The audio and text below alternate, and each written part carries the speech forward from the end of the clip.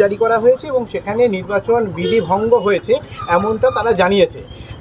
কি বলবেন যে প্রধানমন্ত্রী আপনাকে ফোন করেছে, সেই নিয়ে তৃণমূলের পক্ষ থেকে জানানো হয়েছে যে বিধিভঙ্গের অভিযোগ তুলছে, কি বলবেন? কি বলবো আমি নিজেও বুঝতে পারছি না, কারণ দেখুন, প্রধানমন্ত্রী একটা দেশের শীর্ষ নেতৃত্ব, তিনি যদি আমায় ফোন করেছেন বা কিছু কথা বলেছেন সেই নিয়ে অভিযোগ কি করে করছেন, তা সেটা তো প্রধানমন্ত্রী নিশ্চয়ই ভালো বুঝেছেন বলে করেছেন, সেটা এখানে আমি কিছু বলতে পারি। আর সব থেকে আর একটা বড় কথা হচ্ছে যে যদি উনি আমাকে নিজের ফ্যামিলি হিসেবে দেখে থাকেন, সেটা কি ওনার দোষ না আমার দোষ?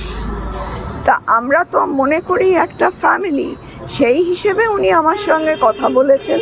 আর আমি বারবারই বলেছি যে উনি যেভাবে আমার সঙ্গে কথা বলেছেন আমার কিন্তু একেবারেই মনে হয়নি উনি বাইরের লোক। So he has given me that space of comfort. So সেখানে as a guide, as a guru, he can talk to me না। এখানে অভিযোগের কি আছে?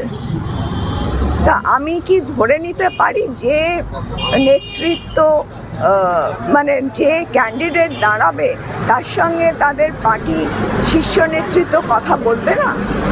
এটা হয় না? হচ্ছে। এটা আপনার কোনো কিছু বলার নেই, তাই তো? আমার কি বলা থাকবে? আর এগুলো একটা বেকার কন্ট্রোভার্সি সিচুয়েশন তৈরি হচ্ছে, আর আমি এর ভেতরে থাকতেই চাই না।